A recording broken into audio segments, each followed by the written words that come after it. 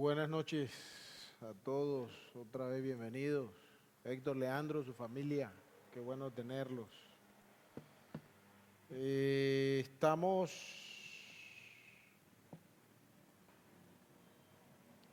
agradecidos con el Señor por el tiempo de este fin de semana. Saben que, bueno, algunos saben, el fin de semana hubo una reunión en Villavicencio de los hermanos. Fuimos, volvimos, gracias al Señor, sin contratiempos. Eh, pero hoy Villavicencio amaneció inundado. Entonces, bueno, gracias al Señor que nos sacó antes de que todo se inundara. Pero al parecer los hermanos están bien. De los que sé, de los que me enteré, no ha afectado a los hermanos estas inundaciones. Pero bueno, orar también por esta situación, ¿no?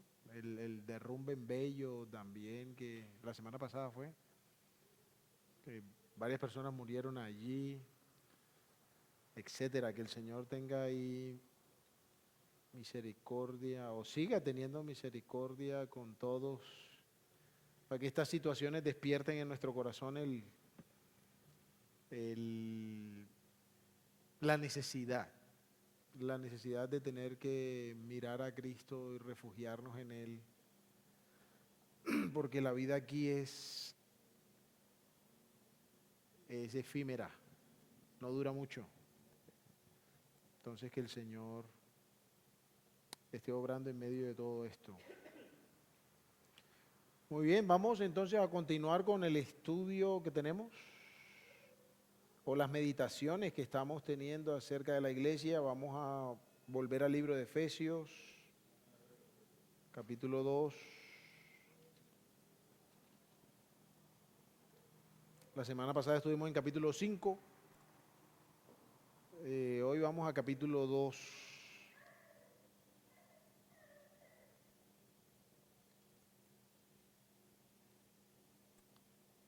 Y podemos leer desde el 13 como para tener una idea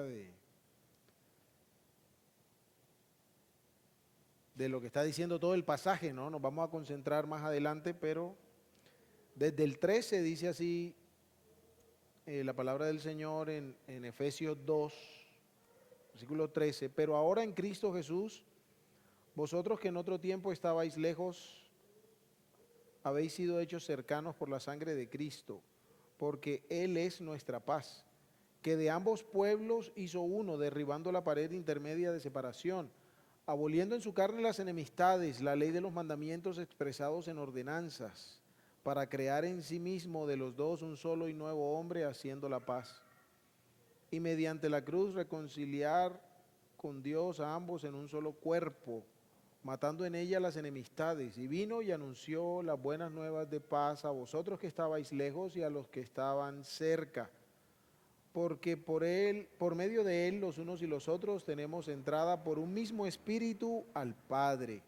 Así que ya no sois extranjeros ni advenedizos, sino conciudadanos de los santos y miembros de la familia de Dios, edificados sobre el fundamento de los apóstoles y profetas, siendo la principal piedra del ángulo Jesucristo mismo, en quien todo el edificio bien coordinado va creciendo para ser un templo santo en el Señor, en quien vosotros también sois juntamente edificados para morada de Dios en espíritu. Que el Señor nos bendiga por medio de su palabra. Vamos a orar una vez más. Padre bueno, gracias te damos, oh Dios, por tus muchas misericordias que se renuevan cada mañana, por tu fidelidad, por tu gracia, que abundó más que el pecado que ya abundaba. Padre, gracias te damos, Señor, por la libertad que a través de Cristo podemos tener para acercarnos a ti. Gracias, Padre, por la salvación que solo en Él ofreces, por el perdón de nuestros pecados, por el cual Él pagó. Gracias, Padre, por Él, por el sacrificio que hizo en favor nuestro, recibiendo tu juicio, Señor, por completo, el juicio que nos correspondía a nosotros. Pero Él lo recibió para darnos oportunidad, para darnos esperanza, para que, como dice tu palabra, los hombres no se pierdan, porque ese no es tu deseo, sino que todos procedan al arrepentimiento. Gracias, Señor, porque a través de ese perdón, de esa salvación, nos has colmado, Señor, de bendiciones. Nos has colmado de tanto bien que claramente no merecíamos, pero que ahora en Cristo podemos disfrutar. Por eso rogamos, Señor, que a través de tu palabra cada corazón sea estimulado por ella según la necesidad de cada uno. Que tu Espíritu tome tus palabras y las aplique al corazón, de manera que haya convicción acerca de la verdad de tu palabra en el corazón. Que tu Espíritu haga notorio a nosotros mismos la necesidad que tenemos y el valor de Cristo para salvación, para edificación, para consuelo. Padre, somos incapaces, no hay en nosotros ni sabiduría, ni fuerza, ni nada honorable.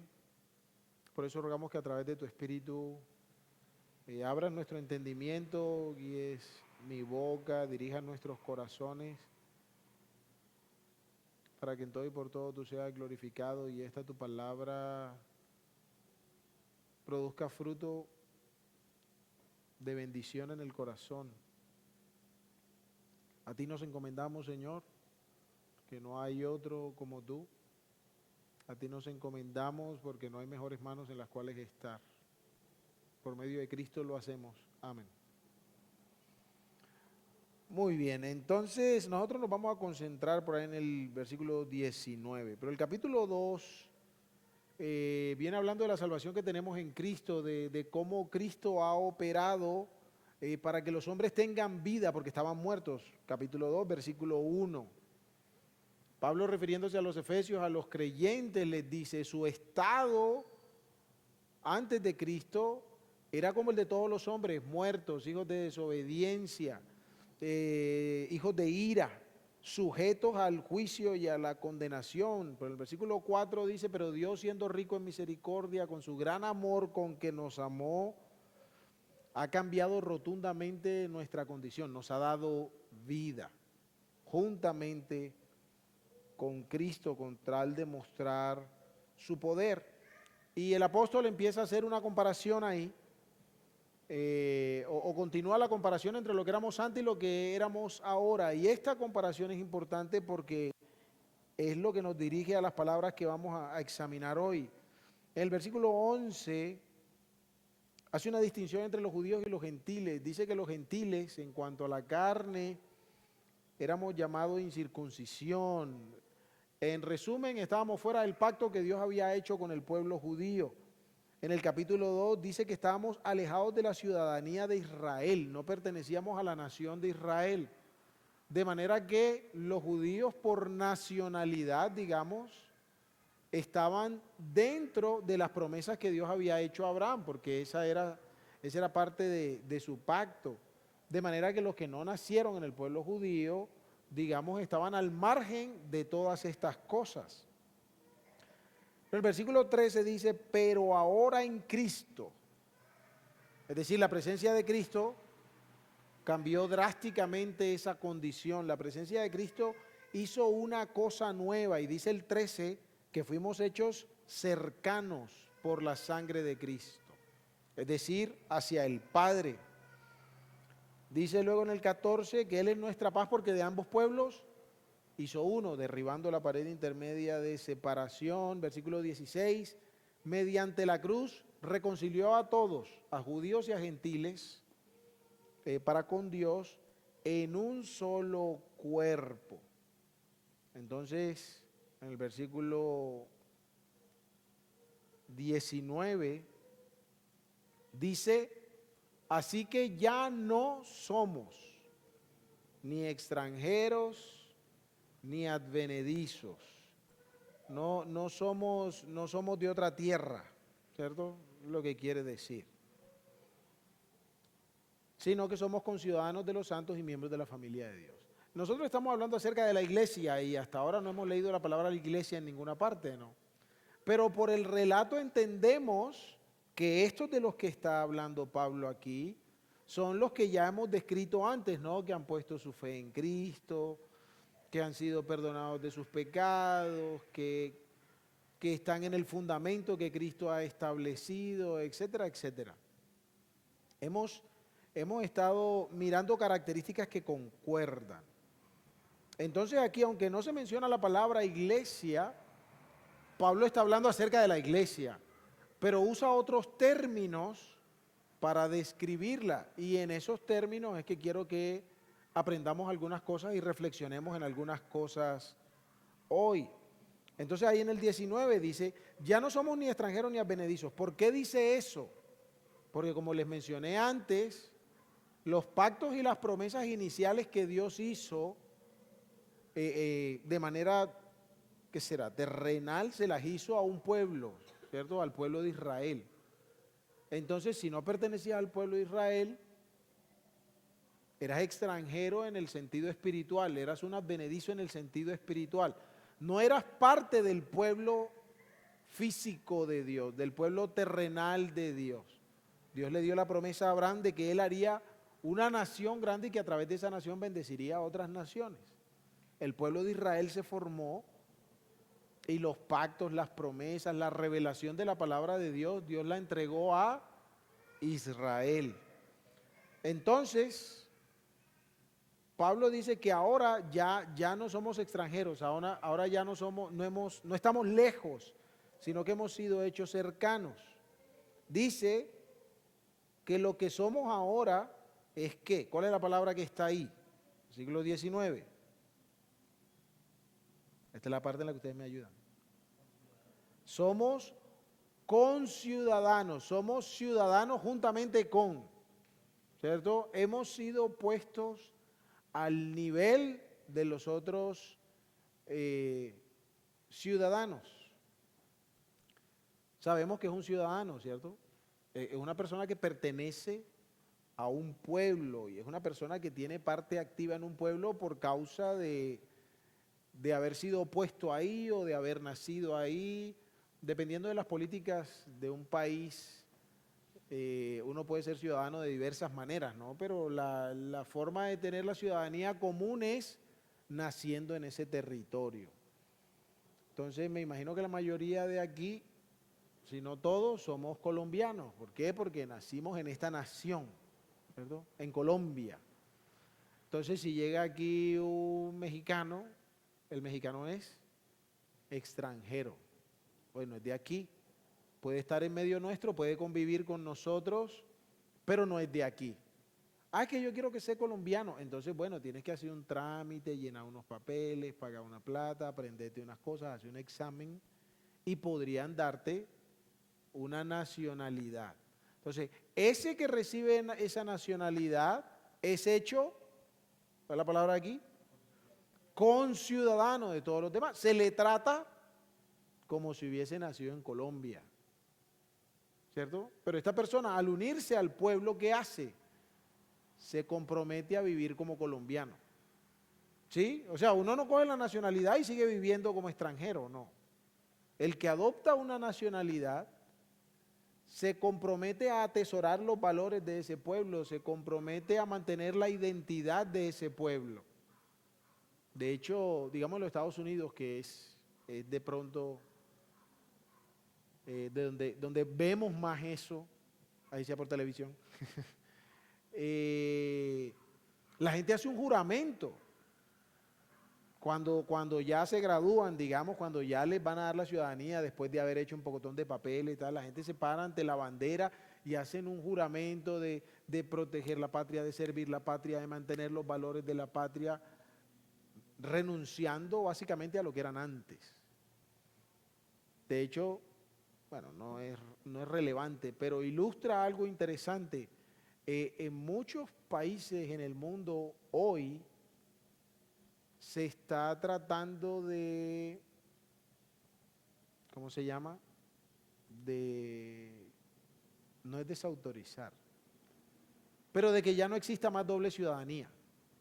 Que si una persona quiere la ciudadanía del otro país, automáticamente cancela la ciudadanía que tenía de antes.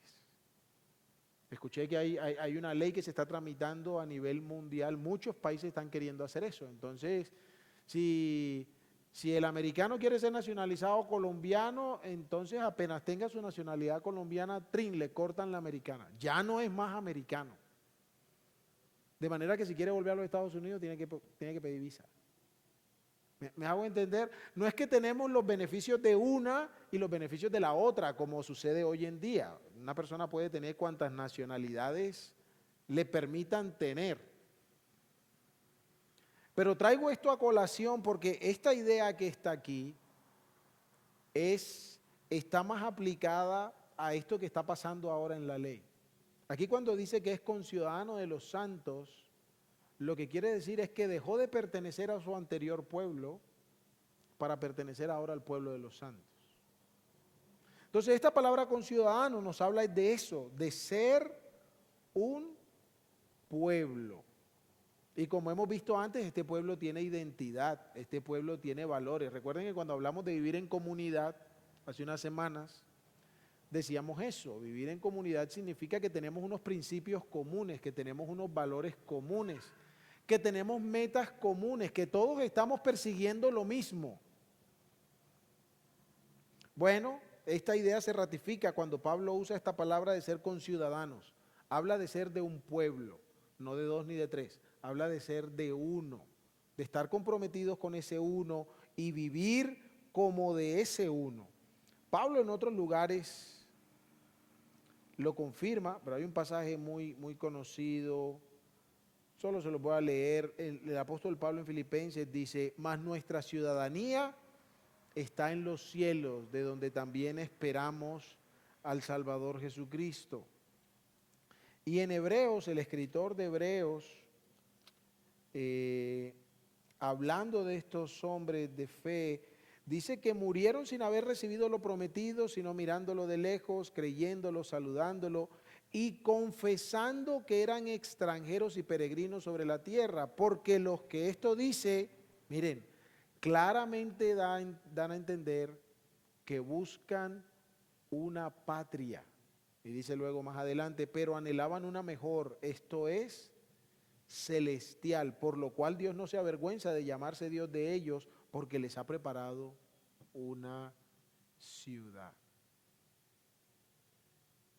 Es importante entonces que la iglesia entienda que es un pueblo. Es importante que la iglesia entienda que todos tenemos una nacionalidad. Es importante que la iglesia entienda, recuerda y viva a la luz de que pertenecen a una patria. ¿Qué piensan? Seguro que sí, ¿cierto? ¿Por qué? ¿Dónde está esa patria, dice Hebreos? ¿O cuál es esa patria? Esa patria está en los cielos. Si ven cómo las verdades de las Escrituras direccionan nuestra manera de vivir. A veces nos gusta hablar de las verdades que están ahí como si fueran unos asuntos raros, abstractos por allá, pero no. Direccionan nuestra manera de vivir. El que la iglesia entienda que es un pueblo, que tiene una ciudadanía, que tiene una patria, define qué es lo que la iglesia quiere, qué es lo que la iglesia busca, dónde están los afectos de su corazón. Porque si alguno de nosotros ha estado por mucho tiempo lejos de su tierra, seguramente su corazón más de una vez, ¿qué hace? Añora, ¿cierto? O si, por ejemplo, les doy, ¿qué día? Bueno, ¿qué día? Hace un poco de años, hace como 10 años, 12 años. Llevábamos unos años de estar aquí en Bogalagrande, estaba en Tuluá haciendo una vuelta, no mentira, después de una reunión de jóvenes, vamos a comer frito por ahí, nos fuimos a comer frito. Cuando estamos ahí en la cosa de la fritanga, Digo, bueno, que qué van a querer, y pregunto yo, bueno, ¿y qué hay, no? Yo acostumbrándome a los fritos de aquí porque son diferentes a los de mi tierra. Cuando dice, no, tenemos empanaditas y pasteles y yo no sé qué, y arepa huevo. Arepa huevo, ¿qué me has dicho? O sea, a mí se me abrieron los ojos, el estómago se me hizo así de grande, ¿por qué? Porque ya yo llevaba un poco de años viviendo por aquí y las arepas de huevo ni la gente ni sabía que era eso. Entonces, una cosa pasa en el corazón, ¿por qué? Porque uno añora, porque uno conecta, porque la tierrita, ¿no? Arepa huevo, qué rico, tengo un recuerdito. A veces va uno por ahí y uno se acuerda, hace una brisa, lo que sea. En diciembre en Barranquilla es así. Y uno añora su terruño, como le llaman. ¿Cuál es el terruño que la iglesia debe añorar? Se complica, ¿no? Porque añoramos más nuestra ciudad de origen, nuestro país de origen, que la patria a la que de verdad pertenecemos. Y por eso a veces la iglesia anda como anda. Por eso la iglesia vive como vive. Porque no solo los afectos, sino que los esfuerzos no están en búsqueda de la patria que nos pertenece, por así decirlo. Una canción por ahí que le gusta a un amigo mío. Hay un lugar resplandeciente donde hay descanso, donde la muerte ya no opera, donde no hay dolor, donde no hay tristeza, donde la presencia del Señor lo llena todo. Es la ciudad de Dios. Es la ciudad de Dios. Y cuánto necesitamos como iglesia y cuán importante es que mientras la iglesia crece y se levanta y avanza, cultivemos un sano añoro. Bueno, no sé si puede haber un malsano añoro por la ciudad de Dios, pero es cierto, necesitamos cultivar un anhelo por la ciudad de Dios. Necesitamos cultivar un anhelo por la patria celestial. Eso es lo que nos permite vivir en este mundo. Si leen Hebreos 11, no lo vamos a hacer ahora, pero si leen Hebreos 11, por lo menos esos primeros 16, 18 versículos, el punto que el escritor establece es que la razón por la cual ellos renunciaron a tantas cosas en este mundo, la razón por la cual ellos sufrieron tantas cosas en este mundo, la razón por la cual ellos mantuvieron sus ojos en la meta, la razón por la cual ellos avanzaron fielmente tras lo que Dios decía, es porque anhelaban una patria que no era aquella donde nacieron aquí, no era la que decía en la cédula, no era esa. Ellos anhelaban una patria celestial. Y leímos, les leía ahí que dice, y aunque murieron sin haberla recibido, murieron gozosos, murieron confiados. ¿Por qué? Porque sabían que igual la iban a recibir y ahora están en esa patria disfrutando. Somos conciudadanos los unos de los otros. Ahora, hay actitudes, quiero hacer otra aplicación de esto, otro énfasis de esto brevemente.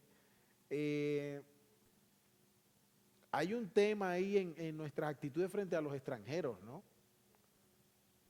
Nuestras actitudes frente a los extranjeros son bien diversas. Y dependiendo de dónde es el extranjero, nuestras actitudes cambian. ¿Cierto? Que si viene, que si es europeo y tal, entonces no, tan chévere, ¿no? Porque habla, no sé qué habla y lo que sea. Si de pronto es de aquí de Sudamérica, si es argentino, si es chileno, entonces ya no nos agrada tanto como el europeo, como el de Estados Unidos o cosas por el estilo. ¿A dónde quiero ir? A lo que quiero ir es que entre conciudadanos, aunque aunque no es el mejor ejemplo, pero quiero ilustrar que entre conciudadanos nosotros desarrollamos patrones comunes y tenemos un aprecio por los que son de nuestro país. Tengo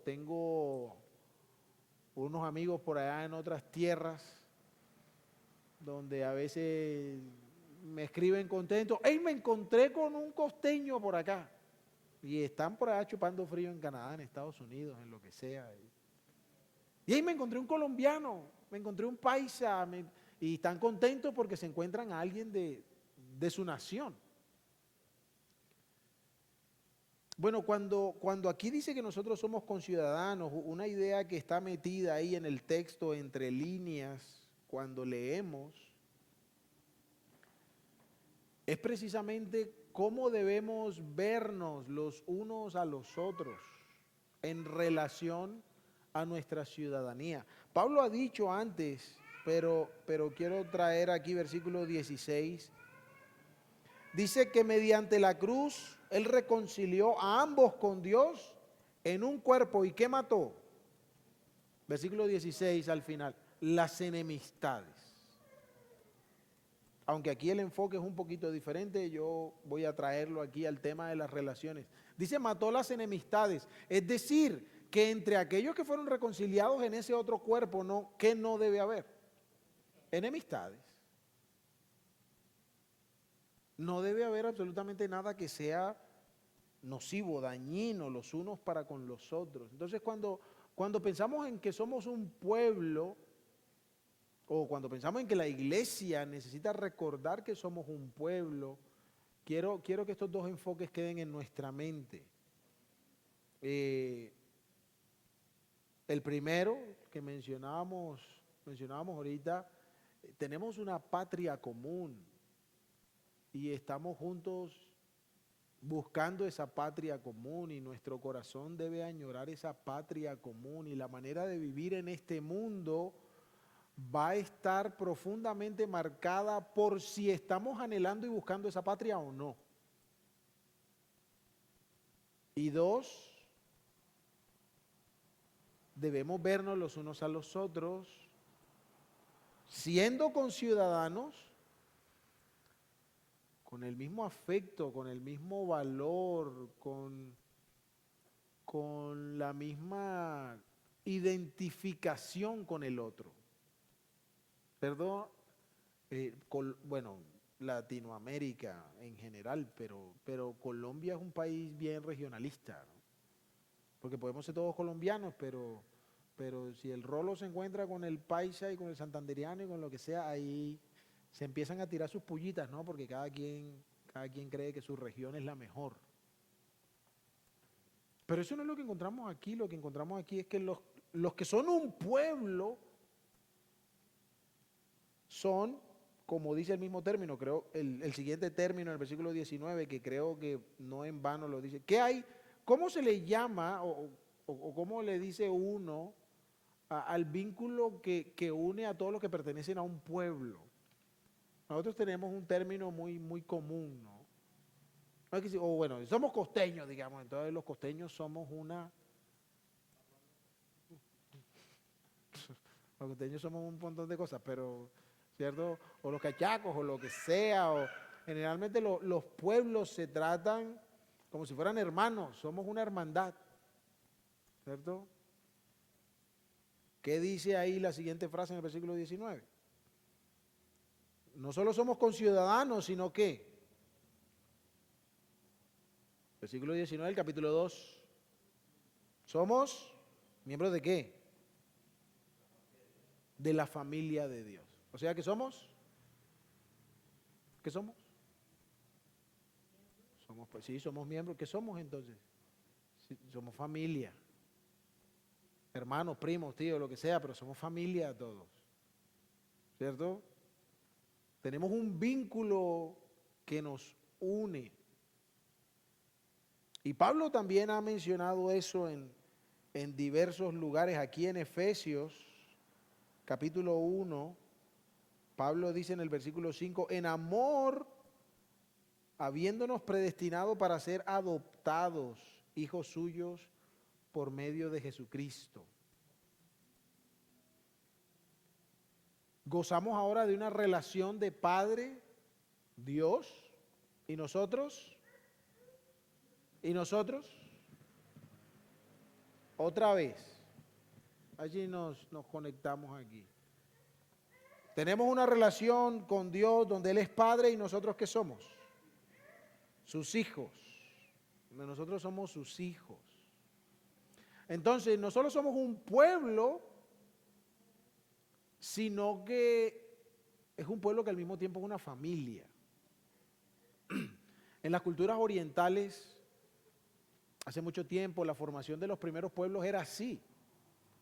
El jefe de la casa tenía un montón de hijos y esos se casaban, no necesariamente entre ellos, no, pero se casaban, conseguían sus esposas, lo que sea, y venían aquí. Todas las esposas de los hijos varones vivían cerca del padre, a veces en la misma casa, pero vivían cerca del padre.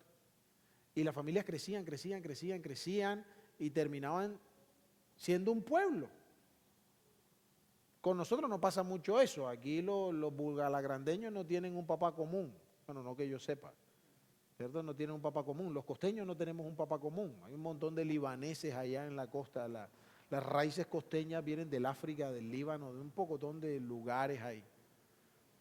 Pero en estos tiempos era muy común que tú llegaras a un pueblo y en el pueblo todos fueran familia. De hecho, hay lugares pequeños todavía en Colombia donde sucede, algunas comunidades indígenas, algunos pueblos muy remotos, muy escondidos. Usted llega a un pueblito de 50, 60 personas y resulta que todos son primos segundos, primos terceros, primos cuartos, porque el cacique allá tuvo una familia grande y todos se quedaron viviendo en el mismo pedazo, tienen sus tierras, lo que sea, y todos están ahí. Bueno, esta figura doble está aquí. Pablo dice, no solo somos conciudadanos porque nacimos todos en Bucalagrande, sino que somos familia también, porque tenemos todos un mismo Padre, porque pertenecemos todos a la misma, o de la misma descendencia, somos todos de la misma descendencia. Ahora, ¿qué es importante con la relación de familia, de hermanos? O bueno, ¿qué es lo importante? No, algo que quiero resaltar, que también es importante, es lo que significa pertenecer a una familia. Es muy común que digamos que en la familia tenemos dos Ds. Tenemos derechos y tenemos deberes. Lastimosamente a veces las familias no se levantan así, y las de hoy en día los hijos no saben que es un deber. Ellos viven bien consentidos, bien riquitos en la casa.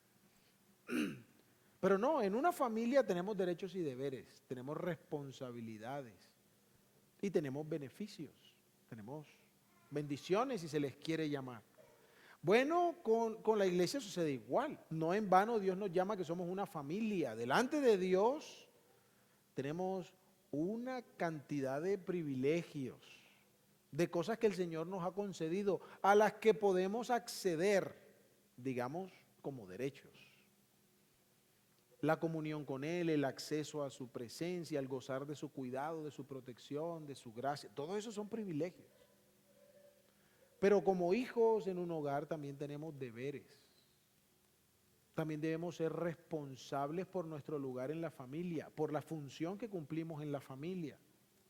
En una familia regular, los roles tienen responsabilidades distintas, ¿no? El papá, la mamá, los hijos, los tíos, los primos, todos somos familia, pero tenemos una relación de responsabilidad dentro del hogar diferente. Bueno, lo mismo sucede con la iglesia y también hay otros textos, pero no quiero profundizar en ellos, simplemente quiero hacer esta mención. Así como cuando pensamos en que somos un pueblo y las ideas evidentes tienen que ver, bueno, según lo que vimos ahí, con la patria que buscamos y con la manera como nos tratamos unos a otros como conciudadanos, la idea de la familia, de ser hermanos, trae a nuestra mente entonces la realidad de que si Dios es nuestro Padre, tenemos muchas bendiciones que vienen de Él, pero también tenemos responsabilidades para con Él. Es necesario que la iglesia entienda que es una familia. En la familia se dan muchas cosas. Cuidado otra vez, protección, responsabilidades, ¿cierto? En la familia es el lugar donde los hijos, como Dios lo ha diseñado, crecen, se desarrollan, se forman, donde la pareja profundiza en su relación, donde la pareja expresa el amor, la bondad, la gracia de Dios. La iglesia debería ser igual.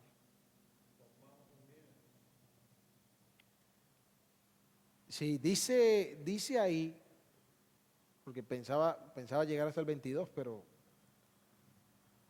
ya la hora nos alcanzó casi. Dice aquí el 19, así que ya no, ¿qué? Sois. En otra versión, en la Biblia de las Américas, el texto es un poco más explícito, es decir, leemos así, así pues, ya no son extraños ni extranjeros, sino que son conciudadanos de los santos y son de la familia de Dios. Es decir, aquí cuando lo leímos, el verbo ser se entiende. Cuando leemos sino conciudadanos, se entiende que somos conciudadanos. Y cuando dice miembros, se entiende que somos miembros. Pero traigo a correlación esto porque hay un énfasis en esa palabra. O sea, entre no ser y ahora ser. Es bien interesante porque Pablo dice, mira, la iglesia es lo que hace. No, Pablo no dice eso. Pablo, la iglesia es. En consecuencia, la iglesia hace. Pero inicialmente la iglesia es. No, la iglesia hace. Eso no es lo que va primero. Porque vivimos en días donde la vida de la iglesia se resume a las cosas que hace, que lo mencionamos antes también, tiempo atrás. Y entonces hay que hacer esto, hay que hacer lo otro, hay que hacer lo otro, hay que hacer lo otro, hay que hacer lo otro. Pero aquí el Señor dice, capítulo 2, versículo 1, que Él, ¿qué le dio a la iglesia? Vida. Cuando estudiamos el versículo de Mateo, ahí lo dijimos. La iglesia es, ¿qué fue la palabra que usé? No me acuerdo. Como la manifestación o la iglesia es la contraparte a las puertas del Hades. Y mientras las puertas del Hades hablan de muerte, la iglesia habla del poder vivificante, de cómo la vida fluye en los que han creído. Ahora, no es una vida que fluya de nosotros mismos. Es la vida que Dios nos da cuando rendimos nuestro corazón a Cristo, cuando sometemos nuestra vida a Él y pedimos que nos perdone nuestros pecados y que nos haga nuevos como Él quiere. Pero el tema es que la iglesia es. Y porque es, entonces hace o hará después. Y creo que es importante también para nosotros como iglesia recordar esto. No se trata de que yo haga lo que hacen los conciudadanos de los santos. No se trata de que yo me comporte como si fuera de la familia de fulano. Se trata de que yo legítimamente sea un conciudadano de los santos, de que yo legítimamente pertenezca a esta familia. Porque vivimos en tiempos donde la gente está contenta con la apariencia de estas cosas. Es decir, por allá visitando a unas comunidades por allá en Guainía, nos contaba un hermano que vino un hermano de la Argentina a hacer un trabajo allá, pero el hermano es alto, blanco, mono, parece gringo, pues, parece de los Estados Unidos o europeo, holandés, una cosa así. Y llegó allá y bueno, aquellos amigos llegaron de visita enseguida. ¿Quién era ese gringo que andaba por ahí a indagar, ¿no? ¿Qué estaba pasando? Pero el punto es que cuando abrió la boca ya se descubrió, ¿no? Que no, pues, no era americano, era de otro lugar. ¿Entienden a dónde voy? O sea, por su apariencia fácilmente podríamos decir, ese es de tal parte. De hecho, este fin de semana conocimos un hermano de Suiza y más cara de suizo tengo yo. No parece, pero él empieza a hablar y bueno, ya el español no le fluye igual, ya uno se da cuenta que el hombre no es de aquí. Bueno, a veces la gente está contenta con parecer. Es que yo voy allí. No, es que yo voy a unos cultos por ahí, es que yo oro así, es que yo a veces leo mi Biblia por la mañana. Y usted podría parecer un conciudadano de los santos. Yo he colocado el ejemplo de un hermano, un hermano no sé, ojalá que sí, de una persona que nos acompañó en un culto durante muchos años, pero parece que nunca entregó su vida a Cristo. Pero si él lo veían saliendo de su casa del juiciocito todos los días de reunión con su Biblia debajo del brazo, para el lugar del culto. Parecía un conciudadano de los santos, pero ¿lo era? Ojalá que sí, pero parece que no. Parece que no. Miembros de la familia de Dios.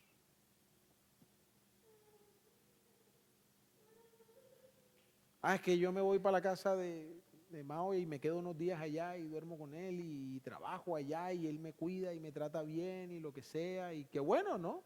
Hay un afecto, hay una compañía, pero soy familia de él, sanguínea, no lo soy. De hecho, los procesos de adopción te dan un papel, ¿no? Donde aunque en sangre no está el mismo ADN, este documento dice que perteneces legalmente a esa familia y se le trata como tal. Pero a veces la gente está contenta con que vienen y se les trata bien y oran bonito y me ayudan y qué chévere, ¿no? Pero la iglesia, la verdadera iglesia no son los que parecen. La verdadera iglesia es de los que son. Y para ser conciudadano hay que sacar la nacionalidad. Hay que sacar la nacionalidad. Para ser de la familia, o hay que nacer en ella, o hay que ser adoptados. Y en este caso, Dios está buscando, o bueno, Dios está dándole el bien de ser adoptados a todos los que ponen su fe en Cristo. Les da la gracia de hacerlos parte de su familia por causa de colocar su confianza en Jesús. No es suficiente con parecer. No es suficiente con dar la imagen de. Y termino leyendo el texto donde el Señor desenmascara esto en el Evangelio de Mateo. Primero lo hace Juan el Bautista.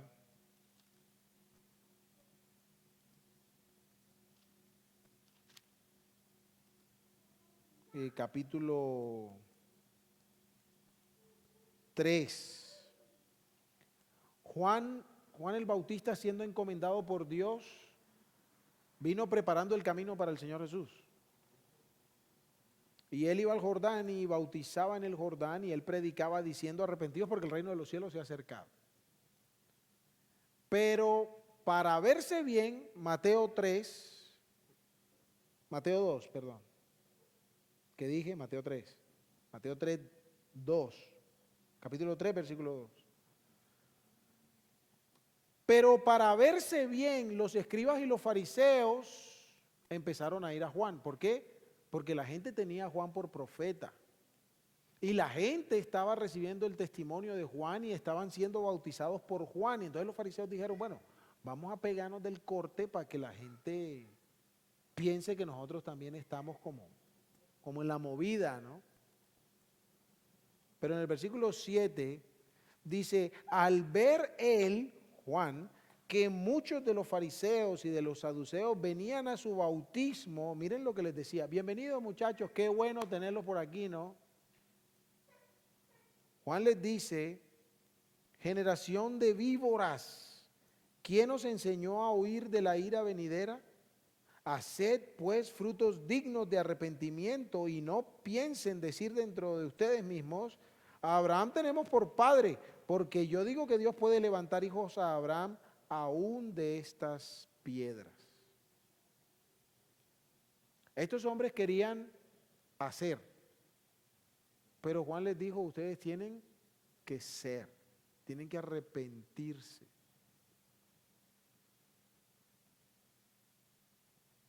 Hoy en muchas iglesias,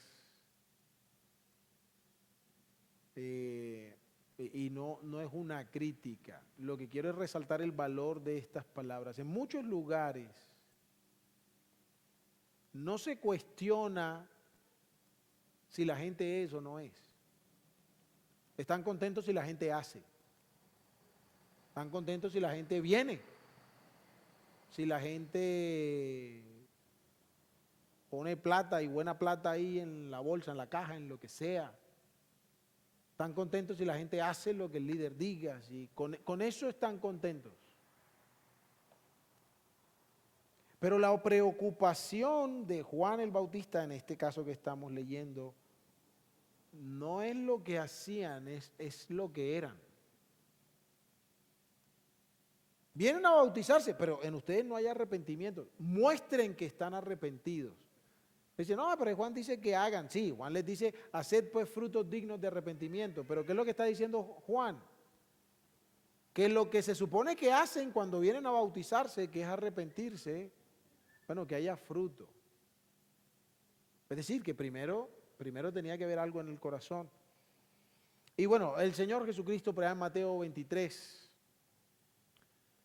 el Señor se lamentaba por los escribas y los fariseos y decía, ¡ay de los escribas y fariseos! ¿Por qué? Porque su vida se trataba de hacer, pero realmente no había fe en sus corazones, pero realmente no había una confianza en Dios, en la palabra de Dios.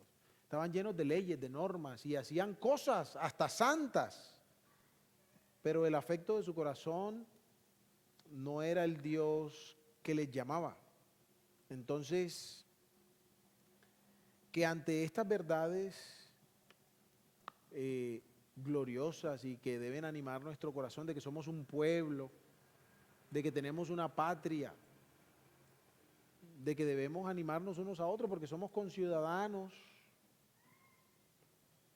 que frente a esta verdad de que somos familia, de que Dios nos ha adoptado, nos ha hecho parte de su familia, nos ha llenado de bendiciones, de privilegios, si le quieren llamar, pero también estamos llenos de responsabilidades frente a Él. Que delante de estas dos maravillosas verdades, gloriosas verdades, en su corazón y en el mío haya primero la certeza de si realmente soy parte del pueblo y soy parte de su familia. Porque el día que den el subsidio y usted llega con la cédula que no es del pueblo que están dando subsidio, no se lo van a dar. El día que estén repartiendo la herencia, usted ha podido vivir en la casa del dueño mucho tiempo, pero aquí dice, no, a los 3 hijos les dejó todo y usted no es hijo, no le van a dar. Los hombres quieren tener lo mejor de Dios, pero no se preocupan por pertenecerle. Y como leemos en Cristo Dios ha hecho todo para que los hombres sean su pueblo y su familia. los que somos su pueblo y su familia, entonces que aprendamos a vivir como tal. Padre, gracias te damos por el tiempo que nos has permitido tener, gracias te damos por tu palabra, gracias Padre porque has reconciliado en Cristo las enemistades, las distancias que había entre el pueblo terrenal y los que no eran pueblo terrenal, para hacer ahora un pueblo espiritual en la persona de Cristo, para establecer una patria celestial a la cual los corazones deberían añorar llegar, porque nos has hecho familia, habiéndonos, Señor, unido en un cuerpo, habiéndonos unido a ti a través de Cristo, siendo Él el primogénito entre muchos hermanos. Padre, que podamos vivir a la luz de lo que ser parte de tu familia significa. Pero rogamos, Señor, que si hay algún corazón que está confundido acerca de si pertenece a ti o no, si hay algún corazón aún que tiene la convicción que no es parte de tu pueblo, de tu familia, que no tarden en venir arrepentidos a Cristo, donde hay perdón, donde hay salvación. Y que estando en Él, disfruten de la plenitud de vida que solo a través de Él otorga. Gracias por habernos dado vida estando muertos. Rogamos, Señor, tu bendición, tu dirección y guía, y lo hacemos por medio de Cristo nuestro Señor. Amén. Que el Señor les bendiga. Hasta